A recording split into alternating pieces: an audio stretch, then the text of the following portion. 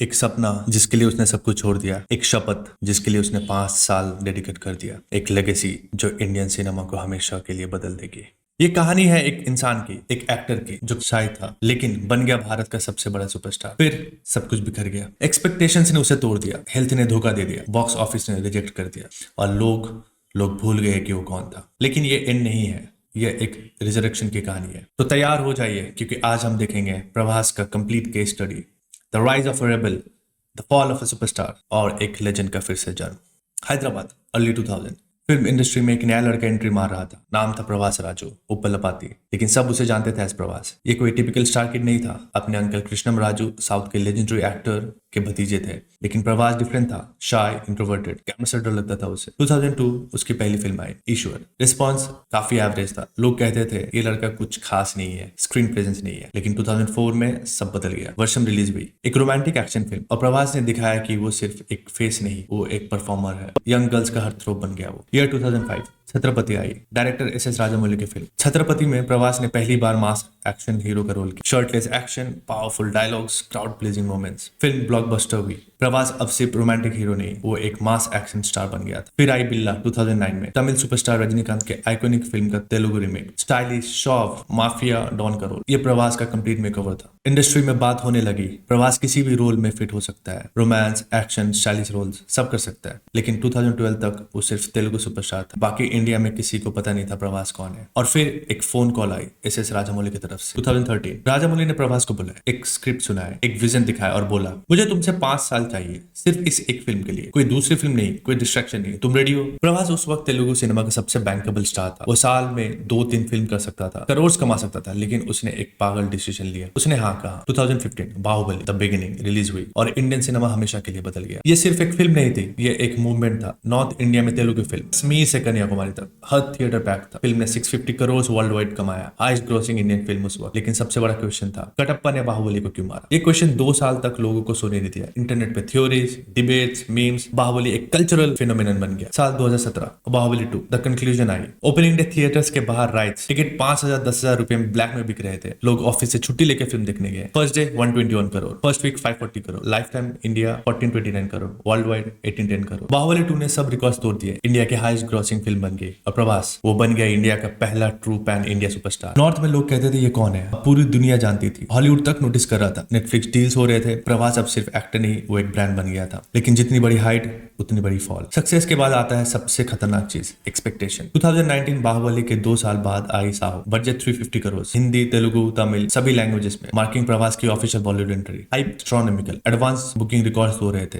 First day collection 90 crore, लेकिन फिर reviews आए और वो ब्रूटल थे। Saaho is a soulless action film, zero story, only stunts, Prabhas wasted in a terrible script. Critics ने फिल्म को बर्बाद कर दिया, ऑडियंसेस कंफ्यूज थे। फिल्म ने 433 करोड़ कमाए वर्ल्ड वाइड। किसी और एक्टर के लिए ये हिट होती, लेकिन प्रभास के लिए ये एक डिसअपॉइंटमेंट थी। लोग कहने लगे बाहुबली फ्लूक थी, राजामौली का मैजिक था, प्रभास का नहीं। लेकिन असली प्रॉब्लम्स तो अब शुरू होने वाली थी। बाहुबली के लिए उन्होंने 5 साल दिए, intensive training, heavy costumes, dangerous stunts, और इसका रिजल्ट नी इंजरी, सर्जरी हुई, रिकवरी स्लो था, उनका वेट ड्रास्टिकली बढ़ गया और सोशल मीडिया मर्सीलेस था। देखो बाहुबली अब कैसे लग रहा है, वेट कंट्रोल नहीं कर सकते, फिट नहीं लग रहा है, हर फोटो में ट्रोलिंग, हर अपीयरेंसेस में मीम्स। बंटेरी ये इसे तोड़ रहा था, फिजिकली वो स्ट्रगल कर रहे थे और प्रोफेशनली उनकी चॉइसेस वर्स्ट होती जा रही थी। ईयर 2022 राधेश्याम रिलीज हुई, एक periodic romantic drama opposite Pooja Hegde. Budget 300 crore, collection barely 151 crore world wide. Distributors ने करोड़ खोते, फिल्म डिजास्टर डिक्लेयर हुई। क्रिटिक्स ने कहा बोरिंग फिल्म, केमिस्ट्री नहीं है, प्रभास मिसकास्ट है रोमांटिक रोल्स में। ऑडियंसेस ने हॉल्स खाली कर दी। 2 कॉन्सिक्यूटिव फ्लॉप्स, इंडस्ट्री में विस्पर शुरू हो गई, प्रभास का टाइम खत्म हो गया, पोस्ट बाहुबली कुछ नहीं है उसके पास। और फिर आई सबसे बड़ी डिजास्टर 2023 में आदि पुरुष। ओम रावत की direction, budget 600 crore, India most expensive film, story Ramayan, Prabhas as Lord Ram. Expectations बेहद ज्यादा। ये सिर्फ फिल्म नहीं था, ये रिलीजियस सेंटिमेंट, डिवोशनल प्रोजेक्ट था। लेकिन जब टीजर रिलीज हुआ, VFX बैकलैश, ये क्या कार्टून है, वीडियो गेम लग रहा है, 600 करोड़ का बजट और ये VFX, सोशल मीडिया पे आउटरीच। मेकर्स ने VFX इंप्रूव करने की प्रॉमिस किया, लेकिन जब फिल्म रिलीज हुई, डिजास्टर, डायलॉग्स क्रिंज थे, मारेगा बेटा, बुआ का बगीचा, ऐसे लाइंस फॉर रामायण। लोग ऑफेंडेड थे, थिएटर्स में प्रोटेस्ट, केसेस फाइल हुए। फिल्म ने 450 करोड़ कमाए, जो डिसेंट लगी, लेकिन 600 करोड़ का बजट पे ये मैसिव लॉस था। डिस्ट्रीब्यूटर्स ने 250 प्लस करोड़ लॉस क्लेम किया और प्रभास वो टारगेट बन गया। ओवररेटेड एक्टर, बाहुबली के बाद कुछ नहीं प्रूव किया, स्क्रिप्ट सिलेक्शन वर्स्ट है, बॉडी मेंटेन नहीं कर सकता, एक्टिंग रेंज लिमिटेड है। 3 consecutive native disaster, Saaho, Radhe Shyam, Adipurush box office में 700 करोड़ का combined loss, health issues, body shaming, trolling, depression का रूमर्स। बॉलीवुड के बिगेस्ट स्टार प्रभास अब इंडस्ट्री का सबसे बड़ा क्वेश्चन मार्क बन गया था। प्रोड्यूसर्स डर रहे थे उसके साथ काम करने के, ऑडियंसेस डाउट कर रहे थे उसकी क्रेडिबिलिटी। सबको लगता था ये एंड है, प्रभास का कैरियर खत्म। लेकिन ये कहानी यही खत्म नहीं होती, क्योंकि प्रभास वही बंदा था जो 5 साल एक फिल्म के लिए डेडिकेट कर सकता था। वो वही बंदा था जो मना कर सकता था स्टारडम को बाहुबली से पहले, और वो वही बंदा था जो हार नहीं मानता। दिसंबर 2023, Salaar part 1, director Prashanth Neel, genre raw, brutal action, dark, violent, intense. Prabhas का transformation shocking, lean, fit, muscular, intense eyes. ये वो प्रभास नहीं था जो आदि पुरुष में था, ये एक बीस्ट था। Opening day 95 crore, first weekend 258 crore, world wide life time 615 crore. Critics ने कहा Prabhas is back, your mass energy, this is the Prabhas we wanted. Audiences ने थिएटर तोड़ दिए, लेकिन ये तो सिर्फ शुरुआत थी। जून 2024, कल की 2898 AD रिलीज हुई। Director Nag Ashwin, budget 600 crore, India's most expensive film फिर से।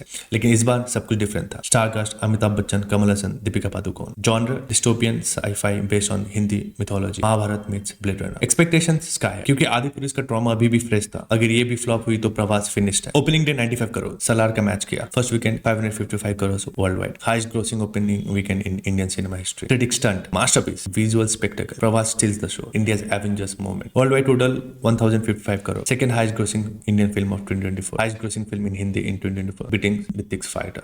रीड अगेन, एक तेलुगु फिल्म ने हिंदी बेल्ट में सबको पेल दिया। वाई प्रभास। सलार और कल की back to back mega hits, combined world wide collection 1670 crore. एक साल पहले लोग बोल रहे थे प्रभास फिनिश्ड है, और अब वो फिर से प्रूव कर रहा था कि वो इंडिया का बिगेस्ट सुपरस्टार है। Weight loss journey, discipline workout, different genres, violent actions और फ्यूचरिस्टिक साइफाई, दोनों में सक्सेसफुल, दोनों में आउटस्टैंडिंग। लेकिन ये रिजरेक्शन सिर्फ 2 फिल्म तक नहीं रुकी। जनवरी 2026, द राजा साहब रिलीज हो रही है। Director Maruthi, genre horror comedy. Prabhas horror comedy में ये तो कभी किया नहीं। डुअल रोल, ग्रैंडसन और घोस्ट ग्रैंडफादर। सेट पे India largest indoor film set बनाया गया। टीजर देखा, प्रभास का joker look, Sanjay Dutt villain के रूप में, और हाइप इनसेन। 400 करोड़ का बजट, संक्रांति रिलीज। फैंस का एक्साइटमेंट पीक में है। द राजा साहब ट्रेंडिंग है कंटिन्यूअसली। और फिर सबसे waited project Spirit, director Sandeep Reddy Vanga. Genre dark cop action drama, Prabhas as a police officer. लेकिन ये टिपिकल कॉप फिल्म नहीं होगी, ये वायलेंट, ग्रिटी, मॉरली ग्रे होगी। Opposite Tripti Dimri, release 2027। Shooting दिसंबर 2024 में शुरू हुई और promises shattering hysteria. Box office record टूटने वाले हैं। वांगा प्रभास कॉम्बिनेशन डेडली, दोनों ने प्रॉमिस किया ये फिल्म इंडियन सिनेमा को रिडिफाइन करेगी। तो ये था प्रभास का जर्नी। एक शाय लड़का जो सुपरस्टार बना, एक सुपरस्टार जिसने 5 साल सैक्रिफाइस किया, एक फेनोमिनन जो लेजेंडरी बन गया, एक फेलियर जिसने सब खो दिया, और फिर एक रिजरेक्शन। लोगों ने प्रभास को अंडर एस्टिमेट किया, इंडस्ट्री ने उसे राइट ऑफ कर दिया, ट्रोल्स ने उसे ब्रेक करने की कोशिश की, लेकिन प्रभास ने सबको गलत प्रूव कर दिया। सलार और कल्कि ने प्रूव किया वो वापस आ गया है। द राजा सब प्रूव करेगी वो वर्सेटाइल है, और स्पिरिट प्रूव करेगी वो अनस्टॉपेबल है। अब सिर्फ एक सवाल रह जाता है, is this the fall of a superstar और the rise of Prabhas 2.0? History ने हमें सिखाया है जो लोग गिरते हैं और फिर उठते हैं वो लेजेंड्स बन जाते हैं। प्रभास वो बस शुरुआत कर रहा है। किंग हैज रिटर्न, और ये बार वो हार नहीं सकता। तो गाइस, ये थी प्रभास की complete journey, from a quiet rebel to pan India phenomenon to devastating failures to epic resurrection. क्या कमबैक थी, राइट? कमेंट्स में बताओ कौन सी अपकमिंग प्रभास फिल्म के लिए सबसे ज्यादा एक्साइटेड हो, द राजा साहब या स्पिरिट? और क्या लगता है क्या वो वापस अपने प्राइम में आ गया है? अगर वीडियो पसंद आए तो लाइक करो, सब्सक्राइब करो for more cinematic case studies, और बेल आइकन दबा दो ताकि नोटिफिकेशन मिले नेक्स्ट वीडियो का। मैं हूँ आपका होस्ट, और मिलते हैं नेक्स्ट वीडियो में। तब तक के लिए जय माहिस्मती।